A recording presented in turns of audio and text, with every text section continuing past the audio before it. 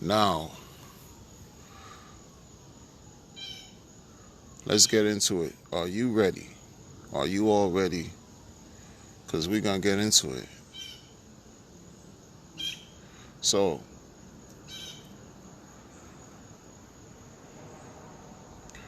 at the time of this recording, we, meaning me,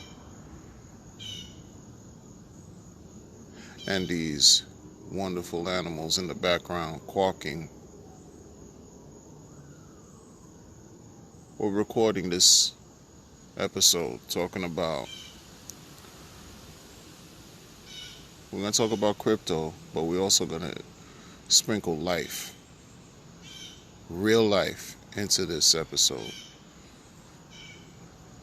I try to remain consistent out here. Like, seriously. So,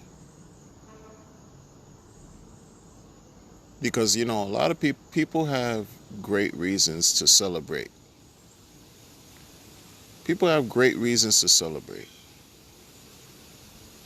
But when you lack respect, humility, and obedience, you're good as nothing. You are good as nothing. I'm going to say it again.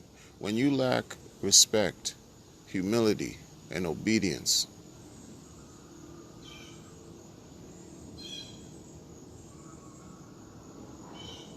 your worth is zero. That's it. That's it. But check this out for real. In crypto, people have a lot to be happy about, right? All these people talking about, this and that's going from this and that, right? All this stuff. You hear all kinds of noise about how great things are, right?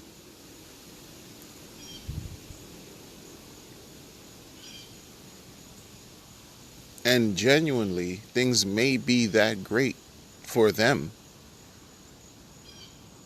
But you also, when you put your crypto life down, you put your devices down and turn whatever devices that you use to tap into your programmable crypto money,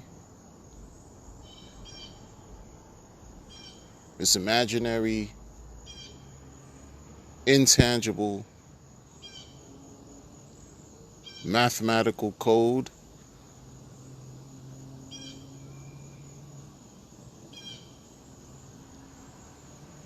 that we can't even touch until we're able to purchase goods and services. Until then, it's all in the ether. Can't touch it. Can't touch it. How real is it? I'm going to tell you something, though. Because you could celebrate for that. That's fine. You want to celebrate about everything intangible. That's great. Because we always have to remember what we see also comes from what we don't see.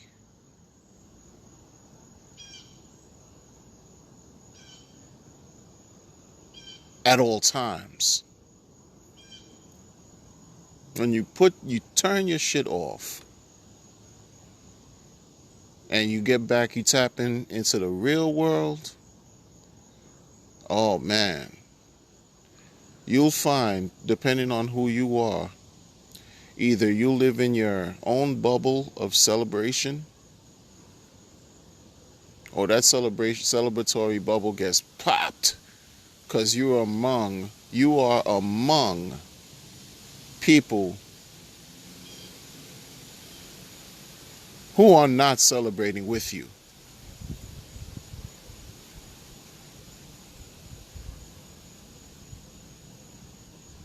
And I'm going to tell you one thing, man. It be like the kids say, man, it be the closest one to you that'll snake you.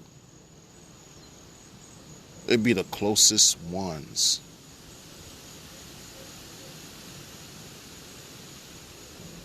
Go outside right now and talk all kinds of crap about how great you're doing. Go outside. If your world,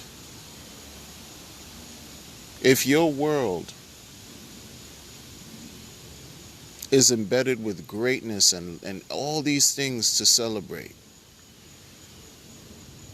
all these material gains and possessions you have, and ability to do whatever it is that you want, go outside and yell it.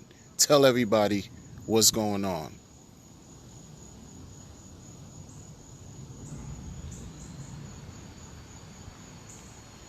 Go try that. I bet you won't. I bet you won't. And why wouldn't you? Unless, again, you're living in a larger bubble of people who are experiencing the same things as you are. You're all living in a bubble.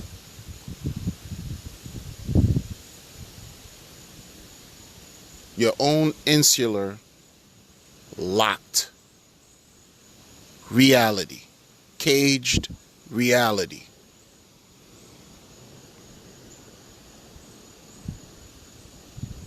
You're not going to come out of that cage. You're not going to come out of that bubble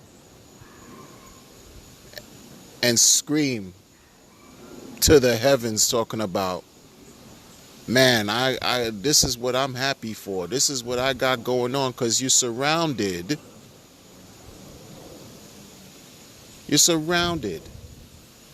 by pain, suffering, hardship, and misery.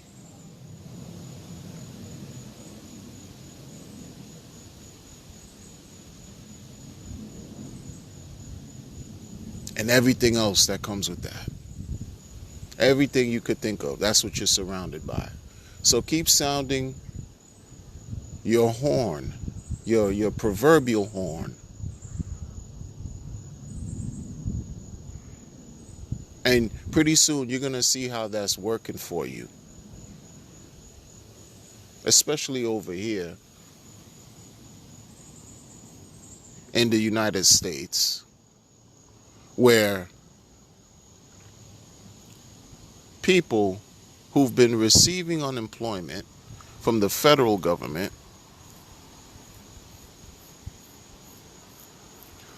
are now going to experience a special type of financial crunch because those assistance programs have expired or will closely expire as soon as today.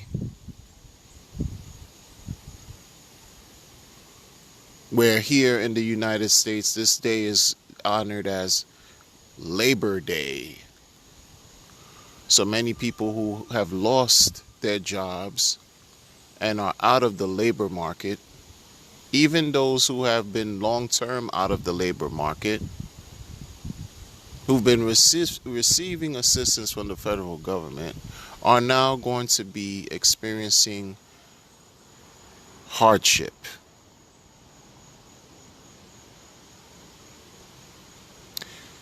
These tabloids and news publications reportedly believe it's over 7 million people that this will affect. 7 million.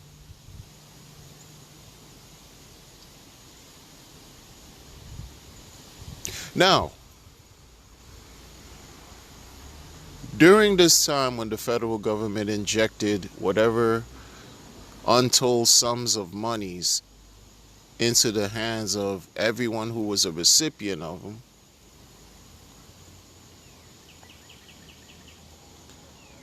certain things didn't stop. In fact, we started to experience social ills.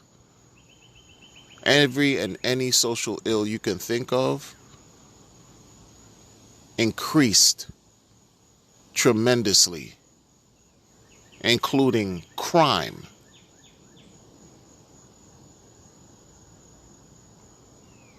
There's a viewpoint that exists where people believe that because folks lost their jobs due to quarantine and the fact that the government, both state and local and federal government, basically state and federal, offered assistance and was paying people monies to generally stay home. The viewpoint is that people would rather stay home than to work for a bunch of different reasons.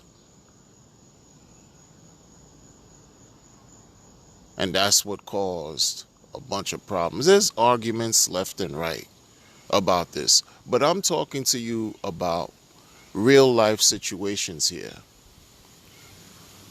where a lot of people who it's not that they're clowns, but they display behaviors. They display behaviors that are pretentious, they're obnoxious, okay? Talking about what they've had, to what they've acquired, and the success that they've able to achieve during a time where many experience the worst levels of hardships in their lives. How do you think that's going to make these people feel? Now, over 7 million of them are going to feel even more hardship. What do you think is going to happen in the communities throughout this country?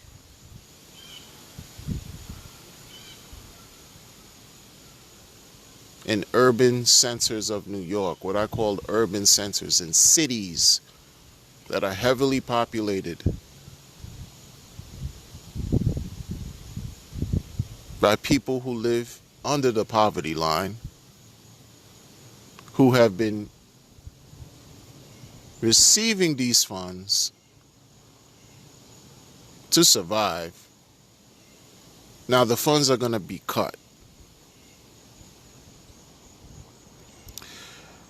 During a time where they say the Delta variant is causing a huge surge throughout the country. Make this all make sense. You can't. You can't. This is not about politics, but it's become all about politics. I'm talking about keeping things simple, because after a while it gets lost in translation. It gets very complicated. I know for myself here where I live, and I've said this whole time. I try my best to remain vigilant and keep abreast as to what's going on, because you have to, or else we'll all get caught with our pants down, completely unprepared. If there's one thing that this pandemic has revealed to me, is how unprepared I was.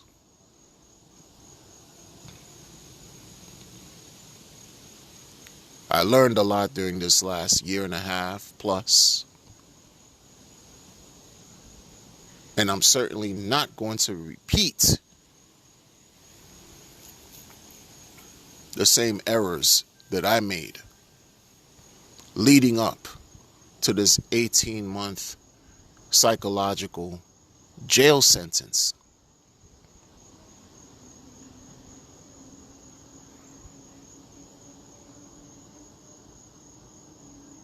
It's funny,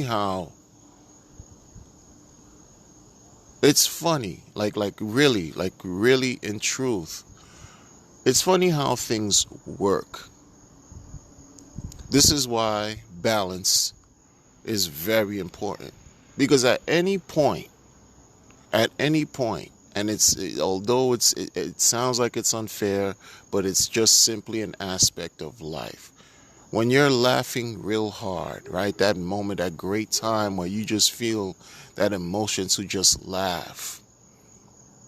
It's all about joy, greatness, right? To experience the sweetest aspects that life has to offer. We cannot forget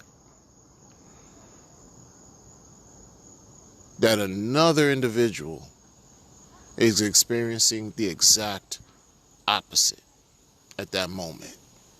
And I'm not saying that that should temper your moment to experience absolute joy. What I'm saying is to be mindful, because that level of joy that you're experiencing for that moment, that level of joy,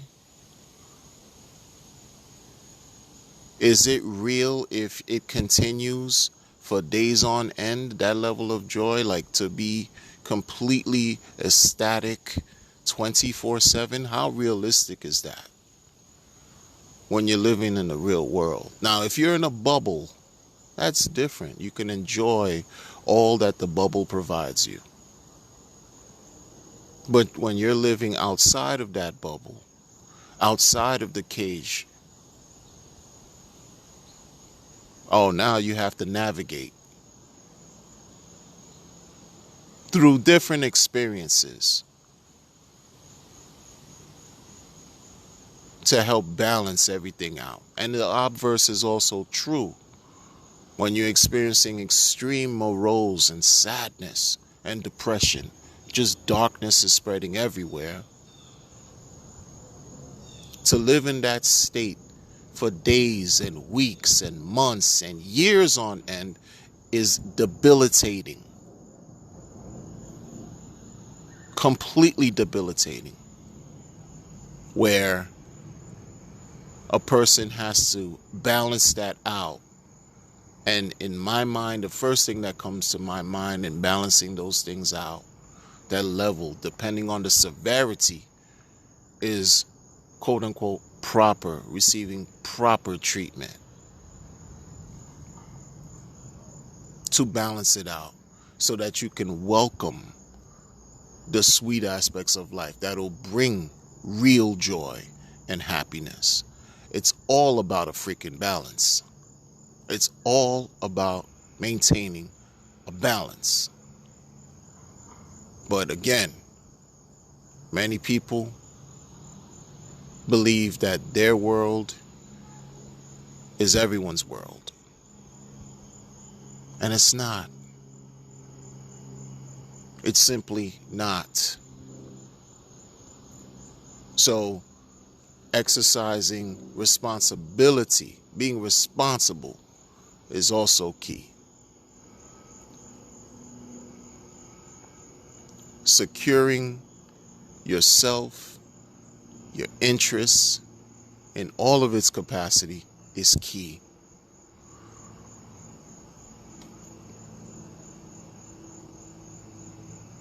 We're reaching levels that we haven't experienced before, as far as the level of destitution that is being predicted, just for the simple fact of having over 7 million people be cut off from receiving aid.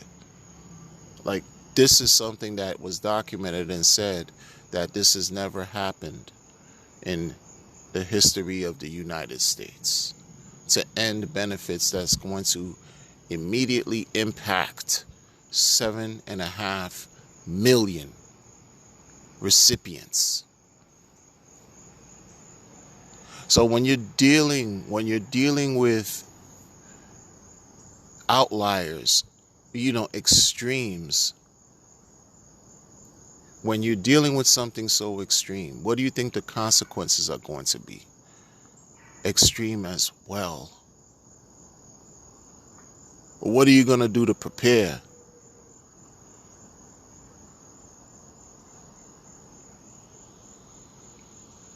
Because you put someone back against the wall They have no option but to either cower or come out fighting, fight or flight. You know, greed kicks in, survival kicks in, rationality decreases because now it's like you have to live by all means and any means necessary.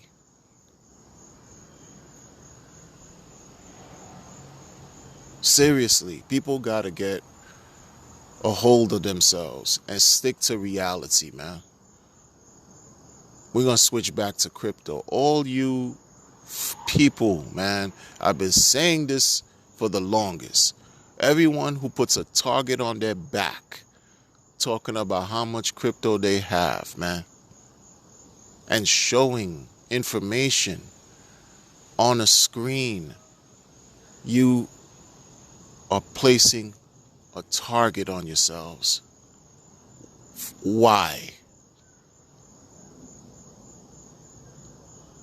It's an it, I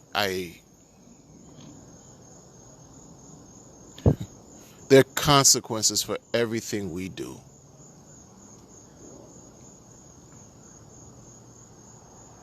Why? Unless you're fully prepared for everything that goes with that, then hats off, salute. But over the years, in watching how people do that, and come on now, there's no such thing as privacy. It's a thing of the past. You put your information out there and you talk about having things and having opportunities and possessions and material items, etc., and money that most people don't have. You become the subject of scrutiny. Like, why do that to yourself? Why? Past trying to convince your viewers that you're doing something that possibly they can duplicate. Look past all of that. Because I get the marketing ploys, the marketing tactics, I get all of that. Sometimes you have to be you have to really look at things for what they are and be real and understand what type of actions that you're displaying and how are these actions going to benefit or harm you in the present and in the future. It's not complicated. And the reason why I say this with crypto is because there are many people in crypto that are,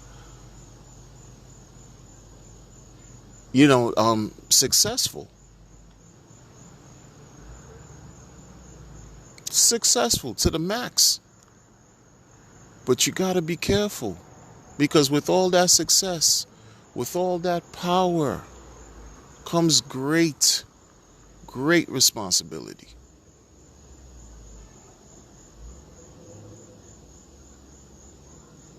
And if you're not careful, someone's going to force you to come up off of that. That's reality. That's reality.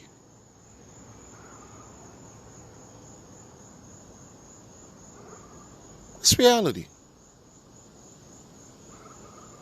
As much as people want things to go to be adopted, we talk about we need mass adoption and more people need to get involved with this and that and this, these narratives. A lot of things come, people forget, people forget. You put your information out there, someone's always trying to make sure they have one up on you. And you make it easy for them when you give away information about yourself. Especially when you make statements about how rich you've become. Like that's really, like, I always bring this up because I say to myself, would these people go outside in their natural life? This is part of why I always bring it back to real life. Forget about this. Hold on with the intangible stuff, with the invisible stuff. Not saying it's not real, but it's not something you can physically hold, touch, smell. It's intangible. It's unseen. Hold on for a second. When you step outside in your real life, do you let the world know what you have in your wallet, in your purse, in whatever account holdings you have, banks, whatever? Do you show people your information? No, right? No, you don't. Because you know if you do that, you'll be swarmed by the killer bees. People are going to connect like the old cartoon in the 80s, Voltron, and devour you. You become a plate.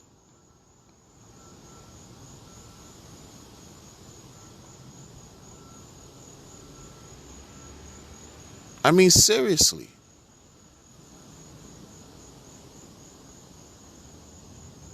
And they're talking about cutting off unemployment.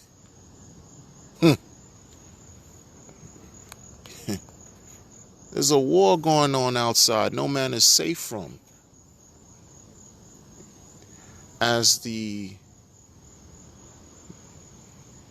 infamous prodigy from the infamous Mobb Deep, from Mobb Deep, as he said, there's a war going on outside no man is safe from. Quote and quote. The young people over here have been saying for years, instead of saying keeps, like when they leave each other's company, instead of saying, all right, man, I'll see you later, be well, all these things, like, they say, you know what, all right, man, safe it up. Or, all right, yo, stay dangerous. This is what the young people are saying, because I've said this also for a very long time as well. If there will ever be some type of revolt, some type of uprising that takes place, it will begin with the youth.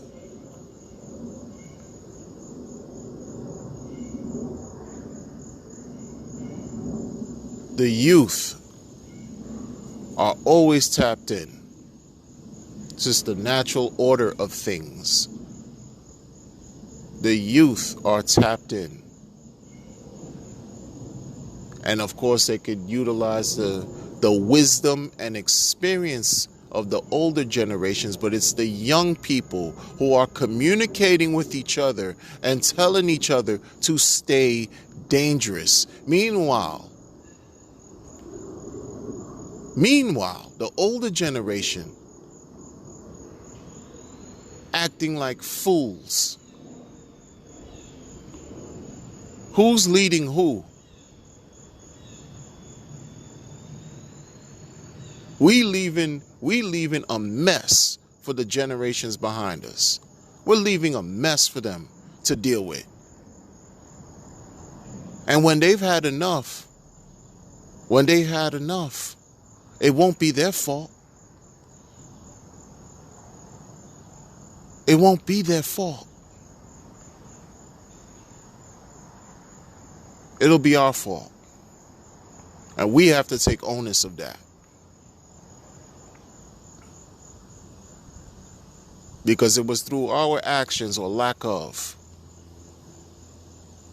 thereof, that we caused them to say, you know what, enough is enough. The young people are communicating with each other and telling each other to stay dangerous as a term of endearment when they depart from one another.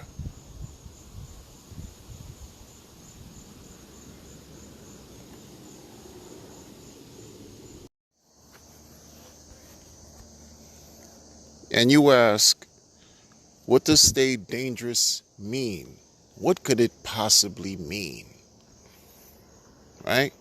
What could what could what could these, what could these youth even possibly be talking about? What could they be talking about? What do they mean by stay dangerous? Well, it's not hard to figure out. It's not hard to figure out. They're talking about arming themselves in every aspect that you can think of. Arming themselves with good information, making calculated decisions, taking the proper steps to make sense out of these crazy things that's going on, and to literally arm themselves, to protect themselves.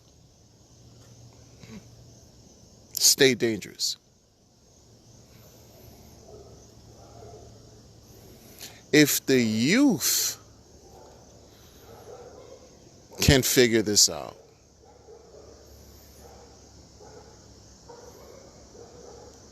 then what the heaven is our problem?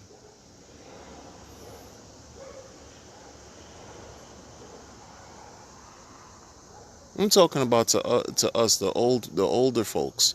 What the hell is our problem? If they can figure it out, if the babies can figure out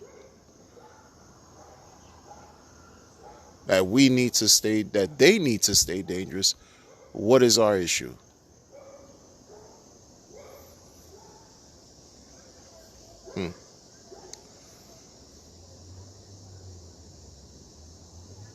So I'm just a simple man out here, ranting and raving. What's today's rant and rave all about? Well, you're already hearing it. But that's all I'm doing right now for the purpose of what's going on here. But I'm not sitting on my hands when I turn this off. Make no mistake about that. And I don't throw stones at glass homes either.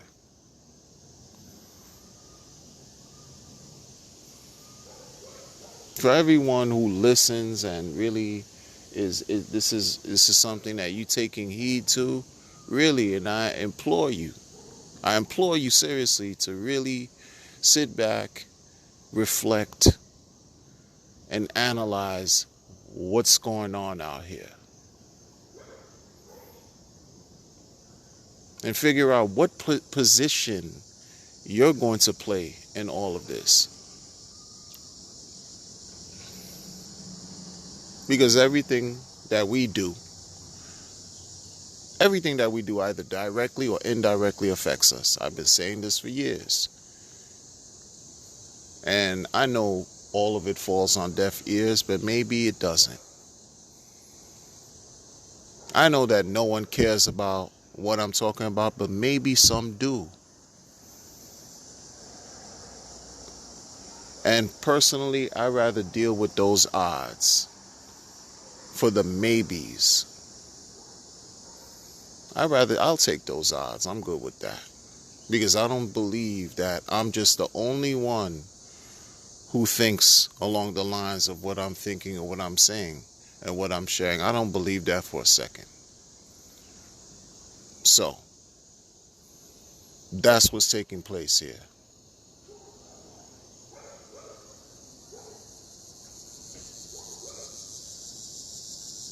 I love the fact that the young people,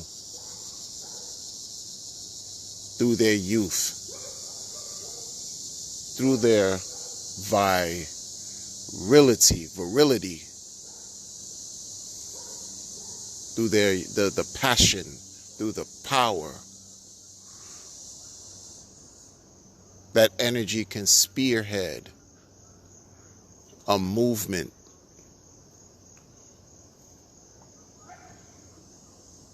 It could spearhead a movement to bring real change, to bring real, effective change.